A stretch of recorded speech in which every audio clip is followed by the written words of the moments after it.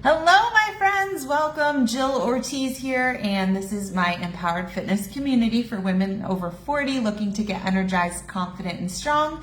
And today is Wednesday, and so every Wednesday, if you're new here, I do a live Q&A session to answer your burning questions on fitness, nutrition, weight loss, how to get results in your health and fitness, and really feel your best. And so today I'm going to go over some of the questions that I've seen most recently from the ladies who've just recently joined the group and give you as many resources as I can to help you. So one thing I do recommend is if you are new here, then definitely set up a one-on-one call with me. They're free. They last about 45 minutes, and it's an opportunity for you and I to get to know each other and to go over your struggles, your goals, and make a roadmap for your success, and to give you lots of options to figure out what's going to be the best thing for you, whether it's working with me or not.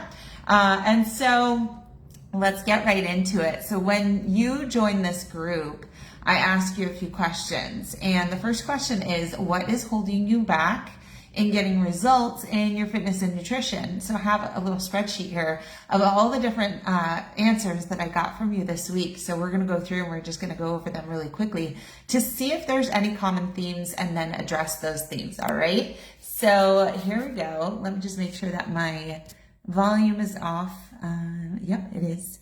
All right. So let's make sure we're on the right. Yep. So Andrea says that nutrition is holding her back. Sabrina says motivation and lack of energy. Gail says inconsistency. And Tammy says fitness training. So that's 4 different things already. We've got another Andrea who says motivation and time. Karen also says time. Denise says figuring out what works for me. Brienne says motivation. Stacy says she has had her hip replacement surgery and is lacking motivation. Michelle says she's not seeing results. I had a pen on my lap.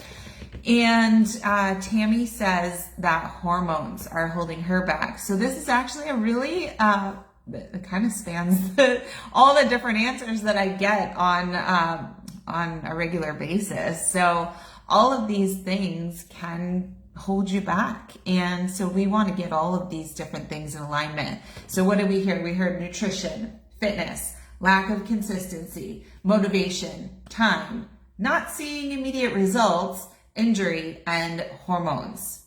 Wow, you guys have got it all. So, all right. So we want to get all these things in order. So obviously everybody's got something different going on, and that's why I love doing these personalized calls with you so that I can listen and react and help you with exactly what's going on with you and make the plan that best suits your needs, okay? Let's get into some individual questions. So Andrea's question, she said she was struggling with nutrition. And she's asking, how do I increase protein? That seems like a pretty simple question with a simple answer. How do I increase protein? Eat more protein, right? And so the question is, why are we struggling to eat protein? Is it that we don't have it on hand and ready? Is it that it's a struggle to eat a lot of protein? It's exhausting. Or it's not something that you can eat easily on the go, right? If you have a busy lifestyle.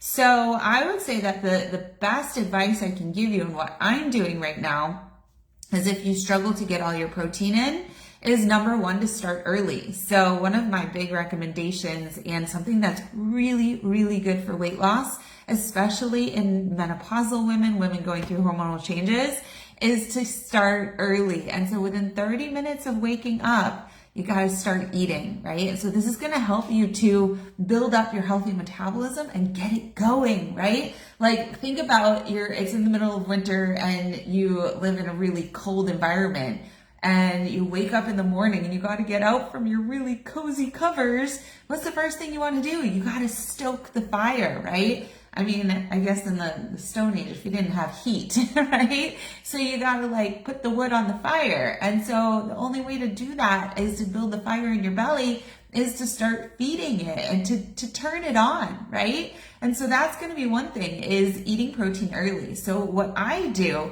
my advice to my clients and for myself, is to start with a half of a protein bar, especially if you're somebody who does longer workouts early in the morning. Then number one, it's going to fuel that workout and start getting that protein in you.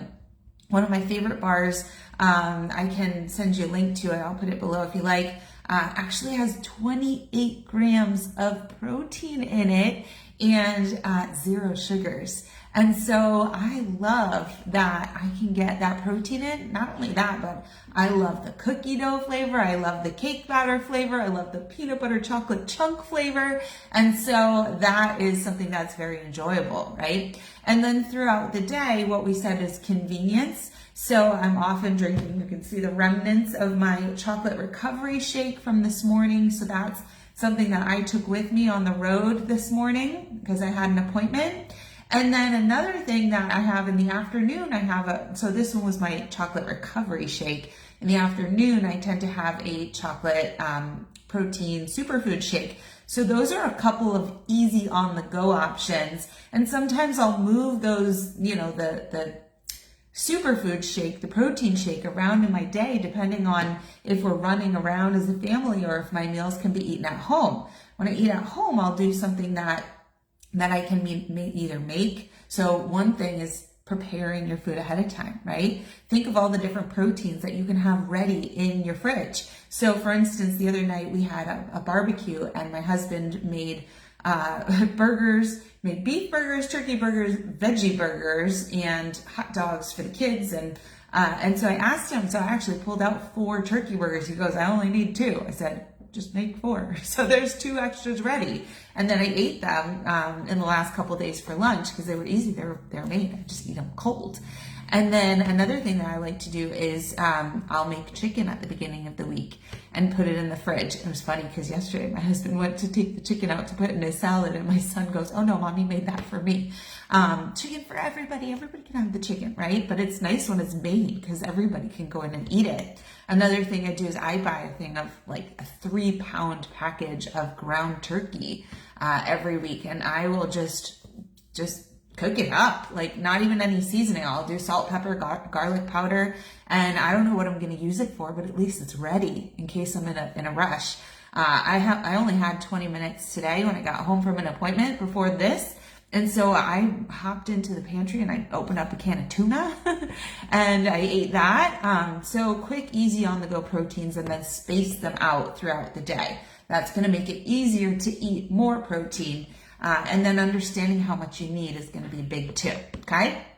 So Andrea, I think that what we need is to create the plan, right? And understand, what do I need to do? How do I have to have it broken down? And so for me, I actually put some notes today on my meal plan. I don't always like to plan exactly what I'm going to eat, but I planned the structure of my day. So this shows how many calories I'm having at each of my 5 meals this week, 5 meals a day. And then I actually broke down how many grams of protein, carbs, and fat are going to be in each of those. And what I do is if I find, low or no fat, like the tuna had 0 fat in it, basically, I figured that out, and then I figure out what's, if that's 30 grams of protein, then what's 30 grams of carbs, because I'm having the same amount. That's a little bit deep into that topic, but just spread it out and start early and have it readily available. Those are my 3 tips for you. Okay. Sabrina asks, how do I get and stay motivated? So this is something that I talk about every single Monday. If you missed it, go back to Monday. I did a Motivation Monday chat. And in order to get and stay motivated, number one, getting motivated means you have to be connected to your goal. Why is it important? What do you want it for, right? Why do you want to get healthy or fit or lose weight or feel better in your clothes? What are the deeper desires that you have that'll be fulfilled once you start working on that goal? And getting motivated means getting a plan that you enjoy, right? So, if you I can't wait for my workout tomorrow because I always change things up. And I started a new program this week, and I can't wait to see what tomorrow's workout is gonna look like and feel like and how I'll do in it. And so I'm excited. I can't wait to show up for my workout because it's gonna be new and fresh, and I'm gonna push my hardest. And then I know that if I stick with it and stay consistent, that I'll get results. And results are very motivating too, right? So if you enjoy your journey, right? I'm looking forward to whatever my next meal is. I'm not sure at the moment what it is, but maybe it'll be my shake. It'll be something that excites me though, foods that I enjoy, and I'll just make sure they fit my framework. And that is what keeps me motivated, is doing new things, making it fun, making it a game, and staying consistent to the point where I get results, and then I keep wanting to do the things that are getting me the results. So that's how I would say to stay motivated. I also think having a community, a coach, even just a partner in crime that you're working with. That was the theme of Monday's motivation chat, was when you invite somebody else along with you in the journey, then you're kind of stepping up as a leader, and that feels very motivating too, when you feel a little responsibility to stick to something because you've invited somebody else to join you in it, right? So that's what I would say for getting and staying motivated. Gail just says that inconsistency is a struggle, and she says, can I do it? Well, I believe that you can, because my grandma taught me that you can do anything. And so I think when it comes to inconsistency, what I find with clients who struggle with that is, again, having everything written out, right? So I wrote out all of my workouts for the week. And so I know going to bed tonight, what I'm going to be doing tomorrow. And I've planned it, and it's in my schedule, and it's blocked out on my calendar. Although I don't generally have to block things out at 7 a.m. But I have my plan made, and I know it's a plan that I can stick to. So I know the time that I have in the mornings. And so I know that I can fit my workouts in that time. So perhaps you're somebody who gets up really early because you have to go to work early. Well, I wouldn't suggest hour-long workouts to do at 5 a.m., right? I might suggest a program that's more like 10 or 20 minutes so that you're doing something consistently every day that's moving you forward, and isn't something that you're gonna be like, oh, I don't have time to do the workout thing today, right? And one thing that helps with that is working out at home, right? So I just go from upstairs in my bedroom to down here in my office/gym, right? And all I have to do is show up here, and it takes me a couple minutes to get here, and then a short workout is pretty easy to stay consistent with. Whereas if I had to get my stuff together, make sure everything was all set in the house, and then drive to a gym and get myself set up and hope that nobody's using the equipment that I want to use, that I know that would take me a couple hours, right? So make it easier for yourself. And Gail, I would say, book a call with me. Let's make a plan that we know will fit your lifestyle, okay? And it'll help you with consistency and results and motivation and all the things. Okay, so Tammy says that her holdback is fitness training. And she says, what do I need to do? We need to have a call so we can figure out how much time you have, Tammy, and how much support you need. And is it just fitness, or is it nutrition too? Because if you get a fitness plan, but you're not really good with nutrition, then perhaps you're not going to get results because you don't have the alignment of your nutrition and fitness. So we need to have that call to kind of figure out, like, oh, you are great with nutrition. You do know what you're doing. You do have something that you're following, you're doing great with. You do just need some workout programs. And is it something that you'll stick to if I give you the workouts and you do them on your own, or do you need regular check-ins with me? And then what are the goals that we're trying to achieve, and which kinds of programs will help you achieve those goals best? So speaking with a professional who does fitness and creates fitness programs for a living is a really great first step, and it's my passion. So I would love to talk to you, Tammy, about that. I think we're having a chat right now. I skipped out so I could do this live. All right, Andrea, she says motivation and time are holding her back. She wants to lose 50 to 60 pounds. And she says, how do I tone up but keep my thickness? So she wants to lose 50 to 60 pounds, but she wants to keep her thickness. So that means that she doesn't want to be skin and bones, right? She wants to feel toned and strong. And so absolutely possible, you just got to eat enough, right? So when we eat enough, we can fuel muscle growth and we can fuel fat loss. And the more muscle we have, the more it's going to eat up the fat, right? And so that's a really great strategy. Now, time means that we need to make it efficient and effective. So a really great program of mine is my 10-minute tone up or my fit and fast. So a 10-minute tone up is 10 minutes. You could also make it a 20 or 30-minute program. Fit and fast is 20 minutes. And they're very effective because we're really utilizing that time. I'm guiding you through those workouts. So you are using every second, and I'm pushing you to go beyond your current fitness level so that you do build tone, build muscle, which in time will start to raise your metabolism and eat at all that excess fat. We just want to make sure that your nutrition is also in alignment. So that's something, that happened with me when I started my journey. I really didn't talk about anything but losing weight. I wanted to lose 10 pounds.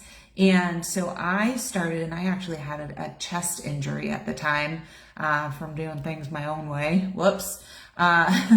So I had hurt myself, and I went to the doctor, and he said, I was like, well, can I do cardio? And I hurt my chest so bad that when I breathed heavy, it hurt.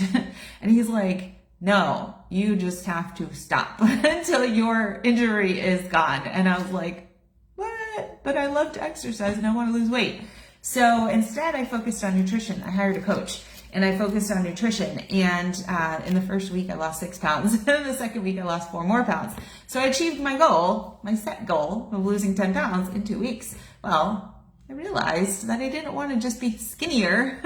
I wanted to be toned and I wanted to be confident. I wanted to be able to take my shirt off, in front of the mirror or in front of my husband or in a bathing suit and not feel like really inadequate. And so it really wasn't that I was looking for weight loss. I was looking for a tighter and more toned body, which required not just dieting and restricting calories. It actually required me to eat more calories than I was eating and do a lot more heavy strength training. And so that was how I've kept, I don't think anybody would call me skinny, right? I have a very strong, toned, solid body. And then what we can do, because what I noticed recently was that with changing hormones, my butt kind of started to fall down and get flatter and just saggy. And so I just spent the last 4 weeks of building my glutes. And that meant in order to build something, I had to eat a little more food to build muscle. And so I added a little bit of weight to the scale, but I got the result that I wanted.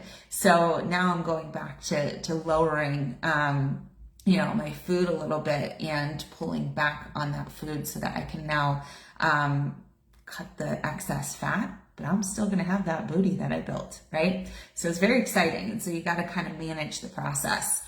Okay, next question. Denise, who I had a really great call with the other day, I can't wait to work with. She's trying to figure out what works for her. She was really confused about all the different advice out there, the different programs out there.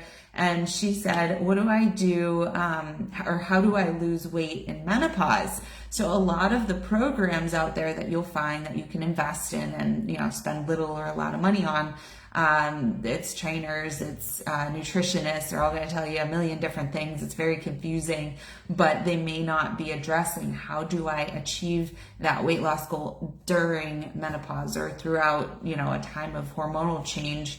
And what is going to work for me personally, because we are all different. We all have different makeups. We all have different, hormone situations. Some people have had hysterectomies 10 years ago, and other people are naturally, losing all of their eggs, cycle after cycle, and they're winding down that time where they need their reproductive organs to work and their hormones are changing. And so it's really important to have a program in this instance that takes that into account, because somebody who is looking to lose weight during this menopausal transition is going to have a different approach than a woman in her 20s who's in college and has been eating too much pizza and drinking too much beer and has put on the freshman 15 and needs to lose weight. She's going to have a much different approach, both with nutrition and fitness, than the hormonal over 40 woman, right? And so we have to do a plan that fits us in the time frame of life that we're in. And so I believe in educating on what's going on in the body and what the most important factors are. So the two most important things, if I talk nutrition, one most important thing is going to be blood sugar regulation, having a blood sugar regulated diet. And number two in fitness is going to be building muscle and lifting heavy. Okay, so that's going to be how to do it during this menopausal time frame, and stress reduction. Okay, so recovery and self-care, treating yourself. It's actually not that bad. Okay, let's see. Brienne's question is, how do I follow a meal plan but not eat like a bird? Eat plenty of calories. Have a really great higher calorie meal plan with clean foods, and I promise you won't have to worry about bulking up. I was telling one of my clients earlier, if I want to lose weight, I can eat 1,600, 1,700, 1,800 calories. If I want to stay around the same weight, I can eat 2,000 calories a day. And if it's really clean food, I could probably eat even more than that and really not see weight gain, but see really great change. If I'm doing the exercise too, I can see a really, really great change in my body. I got my leanest and most ripped body at 1,800 to 2,000 calories a day in my bikini competition years. So you don't have to eat like a bird. And in fact, that's not going to help you in the long run if you're not eating enough calories. And many, many women are under eating, thinking it's going to get them to their goals faster, but it's actually going to get you there slower. And eventually it's going to make it a lot harder because your metabolism is going to slow. So eating according to a plan, it doesn't mean one specific thing ever, because I teach 5 different frameworks for nutrition, and they're all different and they are for different people. So if you don't want to eat any particular way, then you don't have to. We can adjust and we can move things around. I have clients who eat 3 meals a day. I have clients who eat 4 meals a day. And currently I have a client who I just instructed this week to start eating 5 meals a day and see how it goes. And so you should never feel starving, right, on any kind of nutrition plan. Otherwise, you're not eating enough. That is the number one cue, right? When I speak, especially to my menopausal clients, we think of 3 main factors in nutrition. Hunger.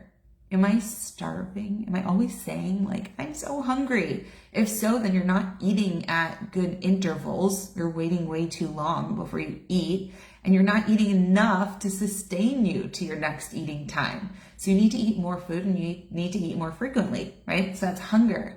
The next one is energy. If you are like passing out because you didn't eat enough calories to keep you awake, and you just want to go take a nap or eat a bunch of sugar, then that's another cue that you're not eating enough food, or you're not eating quality foods, or you're not eating in the right combination of foods that will keep you satisfied longer. And that's something that I teach in several of my nutrition frameworks. The third key is your cravings, right? If you're constantly feeling cravings for foods, it's because you're missing those foods. It's because you're probably trying to cut those foods out. If all you want to eat is carbs, then are you eating carbs? Or are you trying to cut them all out to the point where that's all you want to eat, right? And so we need to find that balance, and we need to feed the body what it wants. And these cues are going to tell you what's going on pretty easily. You just have to be able to listen to them. And that takes practice, and it takes direction of somebody saying, hey, I want you to listen to your hunger, energy, and cravings, right? Listen to it, listen to it, listen to it. And so I say that a lot in some of my programs, and I mention it often. Or if it's something that I need you to track, then I might say, all right, I want you to track your hunger, energy, and cravings every day this week, and tell me at the end of the week, how did they go, right? Okay. Let's see. So I have two people, Stacy and Michelle. Stacy says, how do I lose weight and keep it off? And Michelle says, how do I lose weight? So losing weight, weight loss comes down to your metabolism, right? Is it working for you or is it working against you? Do you eat enough food that you're fueling your body, you're fueling your metabolism? Have you built enough muscle mass in your body that your body is a machine at rest, right? I'm sitting here burning calories. This morning after my shower, I came down for a client meeting and I was sitting here and I started like sweating. I was like, okay, my body's still working pretty hard. I did a really tough workout. It was still working after my workout. And then are you eating appropriately, right? So I've said this in one of my Breaking the Barrier weight loss, the 5 pitfalls to weight loss. One of the pitfalls is women thinking that eating healthy is eating for weight loss. And that's not true. Eating for weight loss is eating for weight loss. And we don't always want to be in a deficit, right? Because what if we just keep cutting calories? Then our metabolism is going to keep slowing. It's going to get harder to lose weight with less calories. So it's about alignment and changing things up quite often, keeping the body guessing, keeping things fun and interesting, and having that exact right amount of calories that will fuel what you're doing for exercise while also giving you that deficit. So for me, I actually wrote my weight down on Sunday and I wrote it on Monday. Or that's Monday, I wrote it, and Tuesday and Wednesday. So I've been keeping track of my weight because I know what I'm eating calorie-wise. I know the level of what I'm eating, and I just want to see, so how much weight do I lose? At what pace will I lose weight at this particular calorie amount? And with these splits of how I divide my proteins, carbs, and fats. And so right now I can see I'm eating in a deficit, because with the workouts I'm doing, I'm seeing a steady 1 pound weight loss each day. So I know that the calorie level that I'm eating at is a weight loss calorie level. My plan for me is to next week increase the calories, see if the weight still keeps coming down. Because if I can lose the few pounds that I want to lose and get to my goal, and keep increasing the calories, then I'd rather eat more and lose weight, right? So I got to keep adjusting those calories up until I get to the point where I kind of start to level off. And that's where I want my weight to be. Then I stay there. If I want to keep building muscle, then I might keep increasing the calories and just keep an eye on it and see what's going on, right? Not everybody wants to have that control. For me, I'm a control freak and I like to see that sometimes. And then there's times when I just don't want to count anything and I just want to be a healthy eater. And that's why I feel like it's important to have multiple frameworks in your toolbox for nutrition. And that's why I teach 5 of them, so that you can kind of be serious when you want to, but then be super carefree when you want to, but still know in the back of your head or at the forefront of your mind what your framework is and if you're following it and if it's getting you to your goals, right? And you can always tighten up more when you feel you need to, and let it go a little bit when you need to, right? Mentally.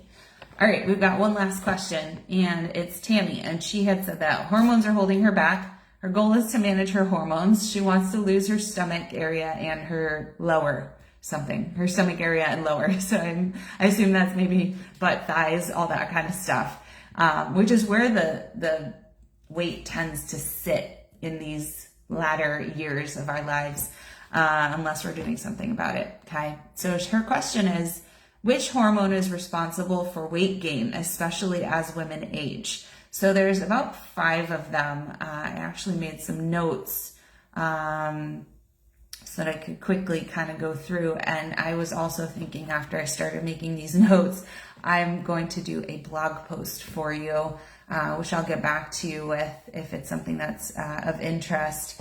And I kind of just started making my notes. So a blog post on which hormones are responsible for weight gain as women age. So the ones that I noted were insulin, Okay, so insulin is going to be a fat storage hormone. And what happens is, let's actually, before I go to insulin, I should start with estrogen.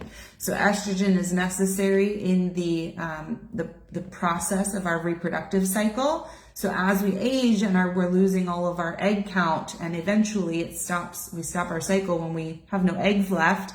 That is menopause. When you're done, is that the estrogen actually has a big impact on insulin and fat storage. And so without estrogen, insulin also is more resistant. And so what we see is more fat storage. So estrogen and insulin. Also, another one I was going to say is progesterone, right?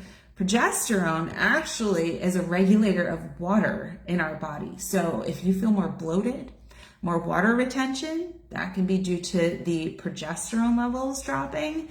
And also progesterone is a stress coordinator, right, in our body. And so we stop managing stress as well as we used to when our progesterone starts to fall. And that leads to another hormone, which is going to be, cortisol, right? So cortisol is known as our stress hormone. And so our cortisol levels get all out of whack whenever our stress levels are up. And so stress can come from so many different sources. It can come from the environment. It can come from your quality of sleep. It can come from your mental stress. It can come from physical stress, whether it's not enough activity or too much activity. It can come from excessive caffeine, and it can come from an out of whack gut or diet. So too many carbs, too little carbs, too many calories, all that stuff, too much fat, right? So our body gets stressed and cortisol releases, and cortisol release actually can lead to more fat storage, okay? And we don't have the estrogen to help us, so we store fat more easily. Thyroid hormones are another one that can be affected and then lead to thyroid dysfunction, which again can lead to slowed metabolism and more weight gain, more fatigue, sluggish digestion. So nothing good. And then a couple of the other hormones that will come into play are your appetite regulating hormones. So leptin is something that lets our body know that we're not hungry anymore, and ghrelin is a hunger hormone that tells us that we are hungry. And so when all of our hormones are just kind of like all going out of whack and crazy because there's this disruption and things are changing, these hunger hormones can tend to also kind of start being dysfunctional. And that can happen too when we're not sleeping as well because we're getting hot flashes and night sweats. And it's basically your whole body is just going haywire. And these hormones that used to be really good regulators are suddenly just super disrupted. And it's kind of like if you thought about all these little cells floating around and somebody just threw a dodgeball in the middle of them and they all kind of just went like, bah! Like what's going on? And so that's what you feel in your system right now, right? And so, like I said, like the big drivers right now are number one, stress reduction. What you can control, you should try to control. Nutrition, having aligned nutrition, a healthy gut, having a really great exercise routine, including your strength training and walks outdoors if possible so you can get sunshine, and getting good sleep. So we need good sleep hygiene. And then also perhaps some supplementation. One of my favorites, I have a lot of favorites, and I'll put those in the blog post. A greens supplementation for inflammation, for stress, for gut health. What else? I drink a hormone fluctuation type of drink every day. And what I noted, this was funny, a funny story to share, is that I ran out and I didn't love the taste. It was something I tried for a month, and I tried 2 different flavors. They sent me 15 packets of each, and I tried it, and I wasn't so keen on the flavor, but I didn't reorder it. And about a week after I stopped drinking this hormone regulator daily, I started just totally feeling everything go out of whack again. And I was like crying to my husband, like, I don't know what's wrong, but it feels weird. And he's like, well, what, did you stop any of the stuff you were doing, or what's different? I said, yeah, I didn't reorder this stuff. I guess maybe it was helping me. So I reordered it because they actually put a new lemon ginger flavor on there, and that's one of my favorite flavors.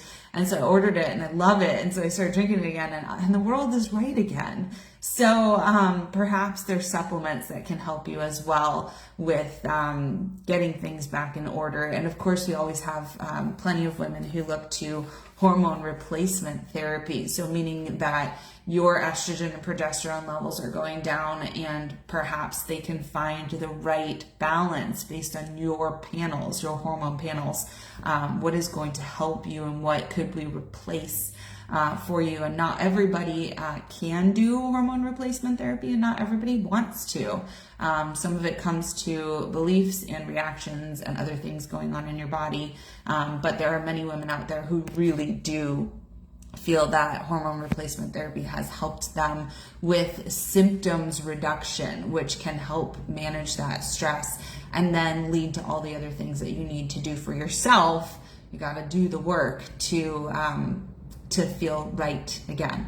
So I hope this was helpful for you. And again, I will create a blog post hopefully today. I gotta go take the kids to the dentist now, but we'll get that information to you. If you need anything, just let me know. If you have questions, then ask them, or if you haven't or need to do a call with me, then set up a call for yourself, and I look forward to getting to know you and helping you with whatever you want to achieve, because it's all possible. All right, bye everybody, have a great day.